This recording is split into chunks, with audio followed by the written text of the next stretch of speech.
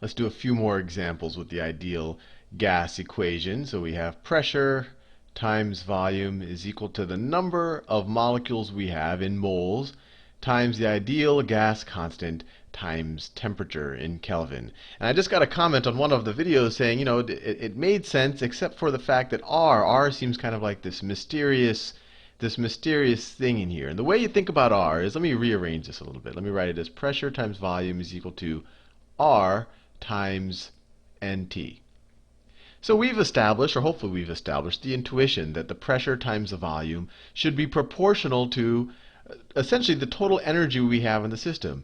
Temperature is average energy, or energy per molecule, and this is the total number of molecules we had. What R is, the ideal gas constant, is essentially takes us to a world. This is when you multiply moles times Kelvin, you get mole Kelvin. And with pressure times volume, it's force per area times a volume. You get force times distance, or force times one dimension of distance, which is joules. So this is in joules.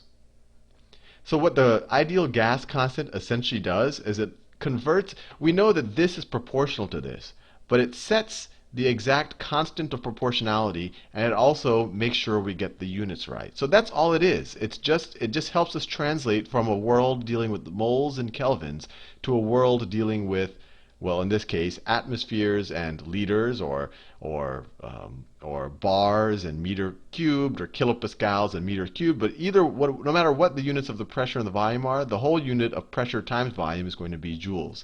So it's just a translation between the two, and we know that they're proportional. Now, with that said, let's do some more problems. So let's say we have let's say we want to know how many grams of oxygen. So we want to know grams of O2, O2 in grams. So how many grams of O2 are in a 300 milliliter container that has a pressure of 12 atmospheres, and the temperature is 10 degrees Celsius. So let's just break out. Well, we've already broken out our ideal gas equation. So let's see. Pressure is 12 atmospheres. So we can say 12, I'll keep the units there, 12 atmospheres times the volume. The volume should be in liters. So this is 300 milliliters, or 300 thousandths, or 3/10, right? So that's 0.3 liters, 0.3 liters, right? 300 1,000ths of a liter is 0.3 liters.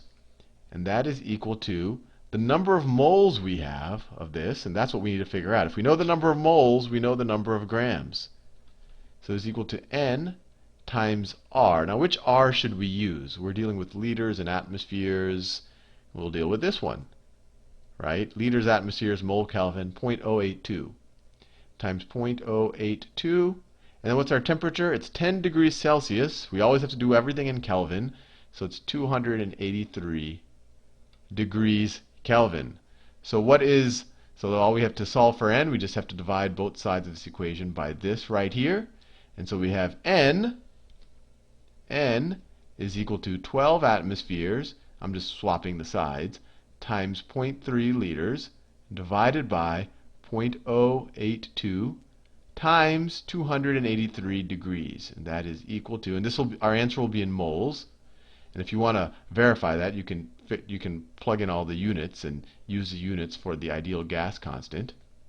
But the number of moles we're dealing with, I want to make sure we have space. So it's 12 times 0.3 divided by 0.082 divided by 283 is equal to 0.155 moles.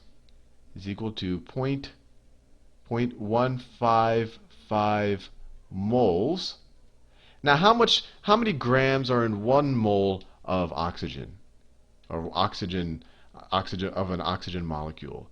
So 1 mole of O2. Well, we know oxygen's atomic mass, it's 16. 1 molecule of oxygen, of gaseous oxygen, has 2 atoms in it. So it has atomic mass of 32 atomic mass units. So its molar mass, its mass per mole, is going to be 32 grams. Now we don't have 1 mole. We have 0.155 moles. So to figure out how many grams we have, we multiply 32 grams times, or per mole, so grams per mole, grams per mole times 0.155 moles. And we'll get our answer. So let's do that. So we have 32 times 0.155 is equal to 4.96 grams, or roughly 5 grams. So we have approximately 5 grams of molecular oxygen.